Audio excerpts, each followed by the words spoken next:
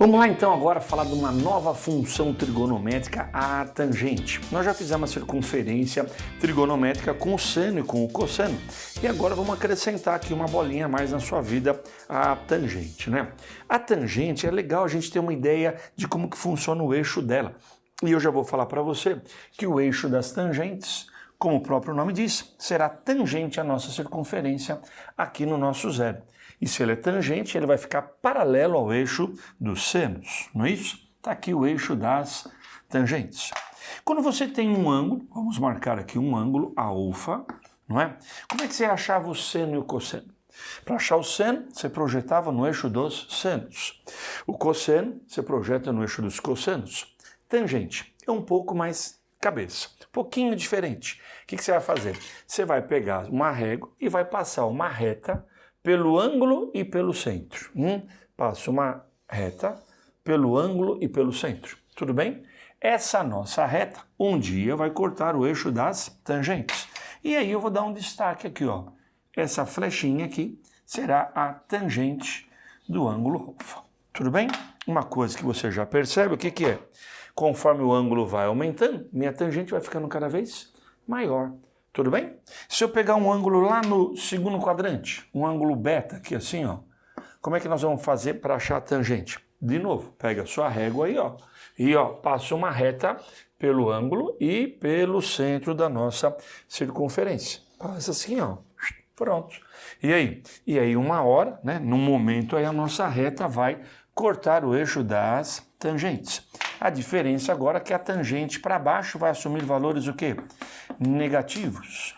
Tudo bem? Então para cima vai ser mais, para baixo vai ser menos, não é? Tudo bem? Se eu tiver um ângulo então agora no terceiro quadrante, nessa região, você concorda que ele novamente vai ter uma tangente positiva? E se eu tiver no quarto quadrante, de novo a tangente é negativa, né? Com essas informações, já é possível a gente calcular a tangente do zero e a tangente do 180. Como é que você faz isso? O zero não está nessa posição? De novo, passo uma reta pelo ângulo e pelo centro. Se eu passar uma reta pelo ângulo e pelo centro, o que vai acontecer?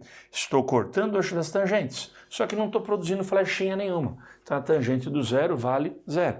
Assim como a tangente do 180. 180 está lá. De novo, passo uma reta pelo ângulo e pelo centro. A hora que você passar a reta, não vai ter flechinha, novamente vai dar zero.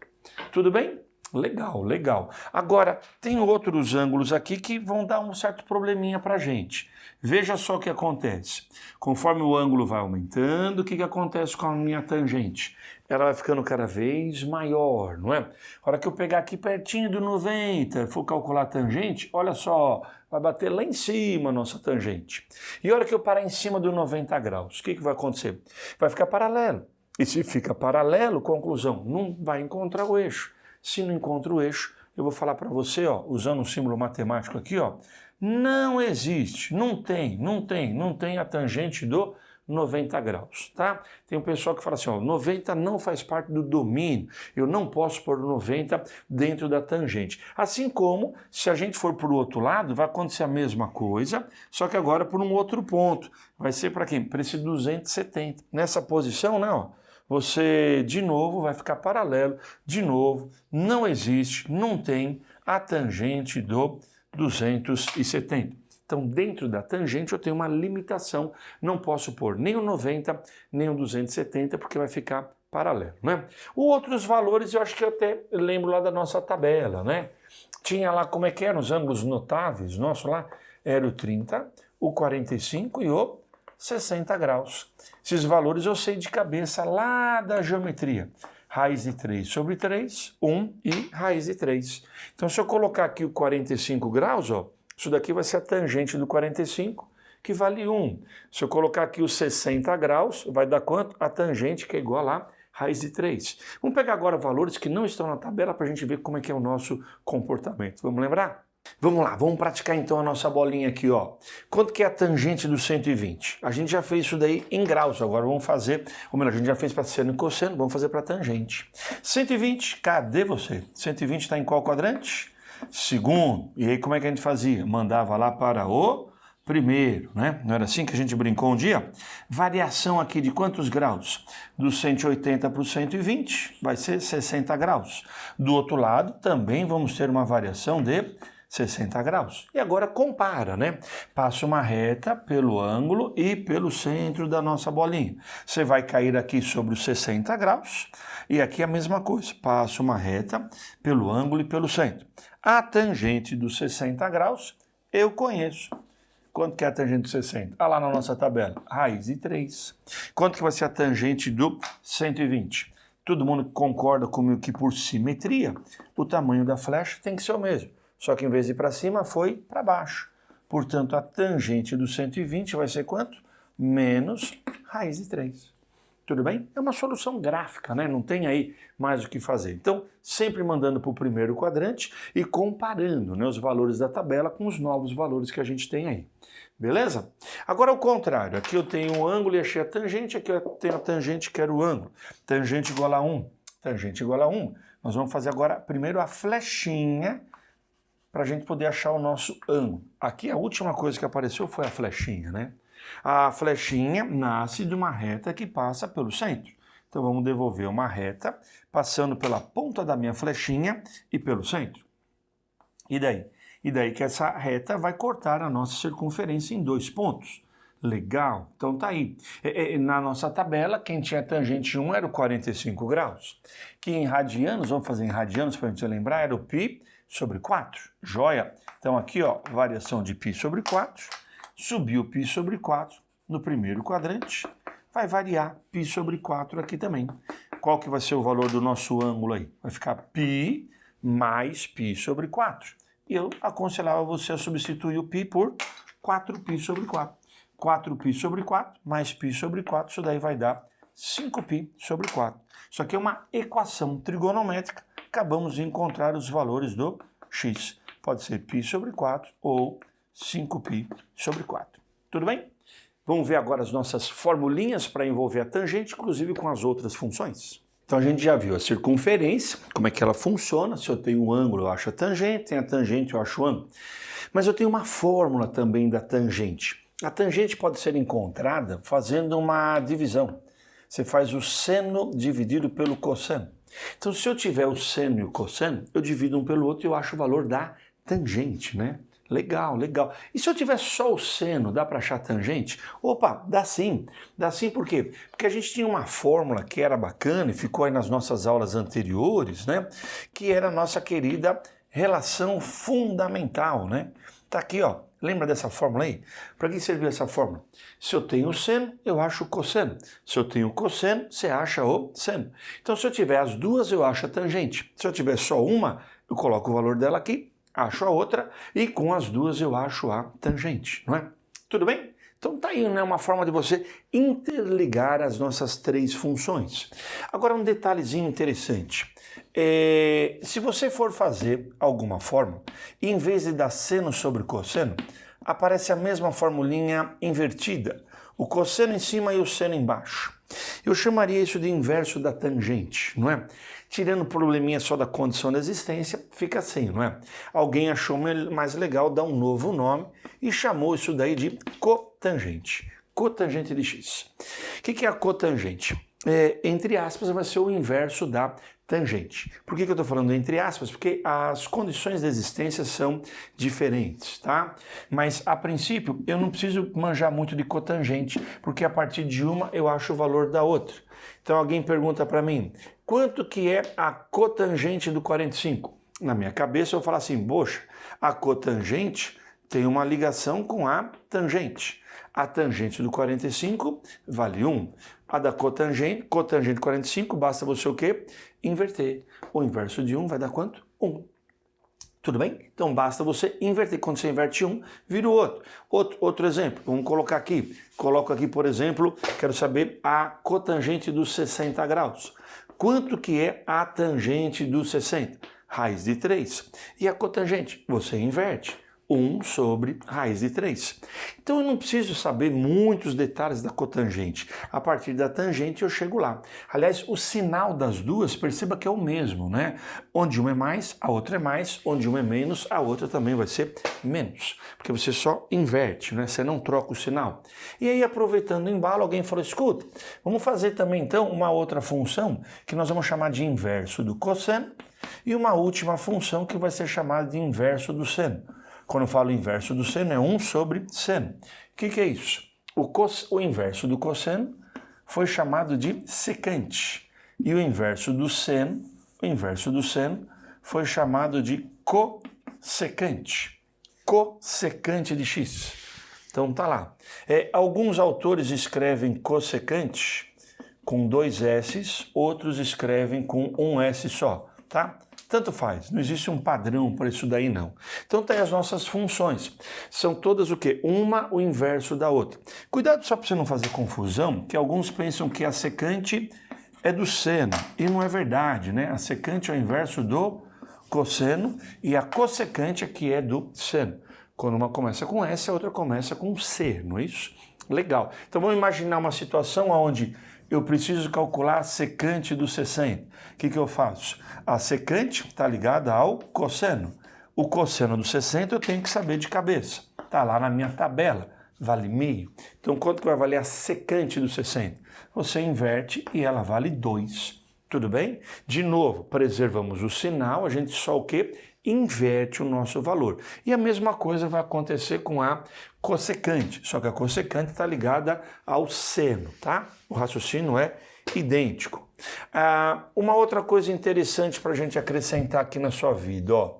As duas funções aqui de cima, que eu estou brincando, elas têm a mesma condição de existência. Então acrescenta aqui, ó, condição de existência das duas. Os denominadores, o cosseno, tem que ser diferente de 0. Então, aonde não tem a tangente, também não tem a secante. As duas de baixo, a condição de existência é o seno. O seno tem que ser diferente de 0. Então, não pode dar 0 aqui, nem aqui. Tudo bem? Beleza, então tá aí as nossas 4 funções. Mais um arremate nisso tudo. Eu tenho aqui a minha relação fundamental. Da minha relação fundamental vão nascer ainda mais 2 outras fórmulas. Vou fazer aqui uma pequena dedução para você. Você pega a relação fundamental e vamos dividir todas as parcelinhas, por exemplo, por cosseno ao quadrado. Se eu dividir todo mundo por cosseno ao quadrado, o que vai acontecer, hein?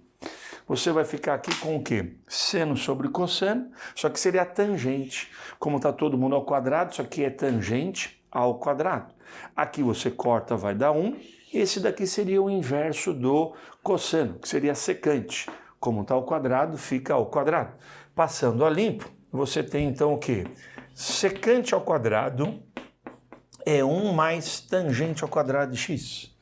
E se a gente, em vez de dividir todo mundo por cosseno, se dividir por seno, vai ficar cossecante ao quadrado de x igual a 1 mais cotangente ao quadrado de x. E assim fecha as nossas formulinhas básicas, não é? Essas duas últimas fórmulas, como é que elas funcionam? Do mesmo jeito que essa. Quando eu tenho seno, eu acho o cosseno. Aqui, quando eu tenho a secante, eu acho a tangente. Quando eu tenho a cotangente, eu acho a cossecante.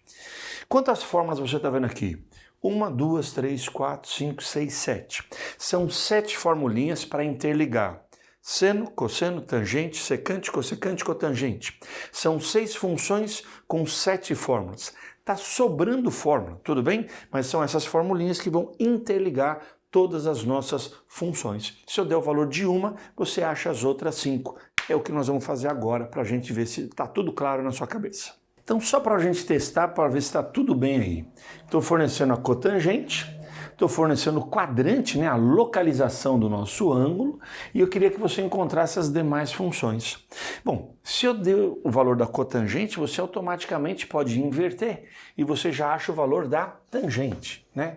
Então, a tangente desse cara aí vai valer quanto? Meio. É só você inverter. Tudo bem? Então, uma já foi. Está faltando as outras 4 funções nossas aí, não é? Vamos agora lembrar das nossas formulinhas. A fórmula da cotangente tem uma que estava lá na lousa anterior, que é cosseno sobre seno. E tem uma outra formulinha, que foi aquela última que eu fiz para você, que é a cossecante ao quadrado é igual a 1 mais cotangente ao quadrado. Poderia trabalhar com essa, mas aqui a gente envolve 3 funções. E aqui, veja, a gente só está trabalhando com 2. Se eu dou a cotangente, você automaticamente acha a cossecante. Vamos investir nessa, em vez de trabalhar com essa aqui de cima? Como é que fica isso? Vamos lá. Então, repetindo a nossa formulinha aqui, ó.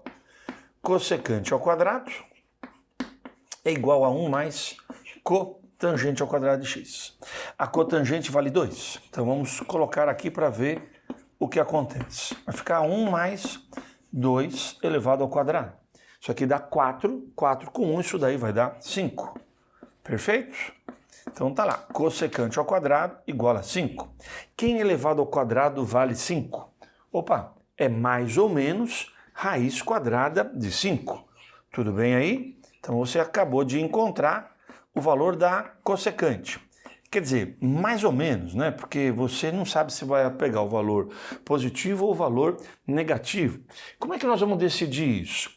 Cossecante está ligado ao seno, né? Você inverte cossecante e vira seno. Então vamos fazer aqui, ó, o seno é 1 sobre esse valor. Eu ainda não sei o sinal, então vou continuar repetindo aqui, ó, mais ou menos 1 sobre raiz de 5. O pessoal da matemática não curte essa raiz no denominador. Vamos racionalizar?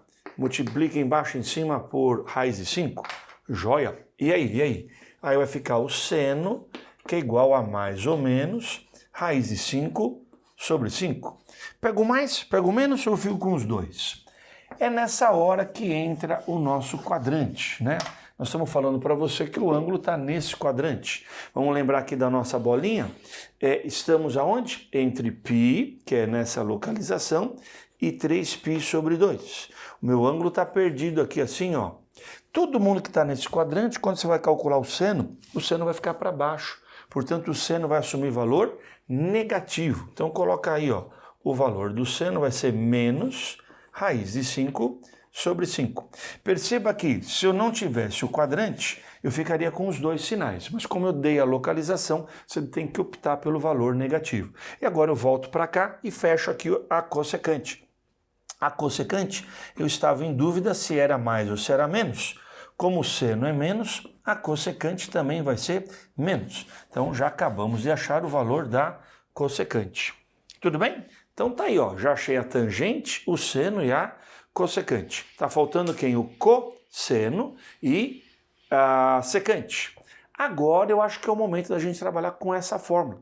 Por quê? Porque eu tenho já a cotangente, acabei de achar o seno, dá para você achar o cosseno. Vamos lá, então. Como é que ficaria isso? Reproduzindo a fórmula aqui, ó, cotangente, cosseno, sobre seno, a cotangente vale 2, o cosseno não sei qual é, o seno acabei de achar, ó, menos raiz de 5 sobre 5. Se você multiplicar em cruz, é só pegar esse daqui e passar para cá também, né? Faz de conta que ele é bonitinho, ó, você que está com medo, né? Vai ficar como? Menos 2 raiz de 5 sobre 5. Acabamos de encontrar o valor do cosseno, certo? Só falta o que? A secante. O que é a secante? Você inverte, não é? A hora que você inverte, vira secante. Portanto, a secante vai ficar menos, invertendo isso daqui vai ficar o 5 em cima e o 2 raiz de 5 embaixo. Racionaliza, multiplica por raiz de 5 embaixo e em cima, vai ficar raiz de 5 vezes raiz de 5 dá 5. Dá para você cancelar. E aí a gente fechou aqui, ó, a nossa secante. Vai ficar igual a quanto? Menos raiz de 5 sobre 2. Esse é o valor da secante.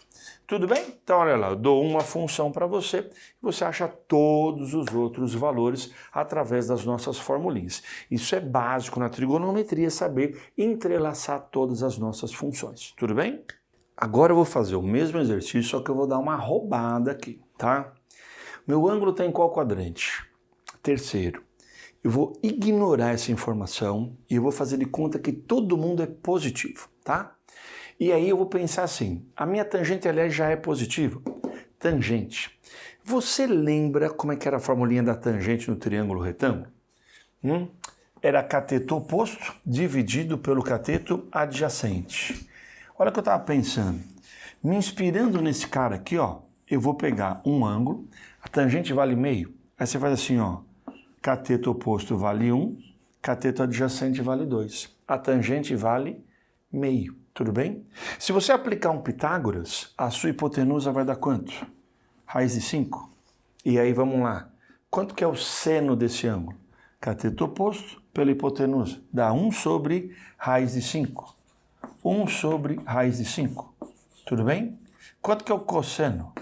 Cateto adjacente pela hipotenusa. 2 sobre raiz de 5. Racionaliza e aí analisa o sinal. Tudo bem? Se você inverter, você já está achando aqui os valores da cossecante e da secante. Então você pode tentar fazer isso aqui. Em prova escrita não, que o professor vai ficar chateado com você. Mas numa prova em forma de teste, se você estiver precisando dos valores rapidamente, você pode fazer desse jeito. Valeu? Podemos ter algumas expressões, como essa daqui, e a gente pode simplificá-las também se a gente souber as nossas fórmulas, né? Então, além da gente interligar todo mundo, a gente pode melhorar a aparência de alguns exercícios, né? O que eu tenho aqui? Ó? Quero simplificar essa fração aí. O problema todo é que eu estou misturando todas as nossas funções, isso dificulta a nossa interpretação, não é? Uma sugestão que sempre é interessante é passar tudo para seno e cosseno. Não é sempre a melhor saída, mas é uma saída inteligente, tá? Muitas vezes é sim a melhor. Nem sempre, mas muitas vezes você pode fazer isso daí. Secante. O que eu posso escrever no lugar da secante? A secante é o inverso do cosseno. Então vai ficar 1 sobre cosseno. Tudo bem? Menos o seno. Esse aqui eu não vou mexer. Aqui embaixo estou olhando cossecante. O que é a cossecante? A cossecante é o inverso do seno. Então coloca lá 1 sobre seno. Joia. E aí, ficou mais legal? Na realidade ficou até mais feio, mas eu vou continuar investindo nisso para ver o que acontece. Eu vou tirar o mínimo só na parte de cima e o mínimo só na parte de baixo. Aqui na parte de cima, o mínimo é cosseno. Então vai ficar como? Cosseno por cosseno dá 1, vezes o de cima vai dar 1, menos, quando não tem nada você faz de conta que é 1, cosseno por 1 dá cosseno, vezes o seno. Então vai ficar seno x, cosseno x. Tudo bem? Embaixo, o mínimo é o seno. Seno. Então vai ficar aí seno x. Seno por seno de novo vai dar 1, menos seno cosseno. Tudo bem as minhas contas aí? Legal, legal. E agora, dividir é multiplicar pelo inverso. É o de cima dividido pelo de baixo. Portanto, é o de cima vezes o inverso do de baixo. Então, é o de cima vezes o inverso do de baixo. O inverso do de baixo vai ficar como? Seno x, embaixo 1 menos seno x cosseno x. E daí? Esse daqui, ó, é igualzinho a esse aqui de baixo. Então, dá para você cortar. Minha resposta no final vai ficar como? Seno sobre cosseno. E seno dividido por cosseno corresponde a quem, gente? A tangente. Beleza? Olha lá, ficou mais legal. A minha expressão estava feia, ficou assim. Só um detalhe. As condições de existência do começo, elas vão ser preservadas até o final, tá? Mesmo que a gente tenha alguma outra resposta mais legal, precisa respeitar o que a gente tinha lá no começo, lá como a situação de existência do exercício, tá bom?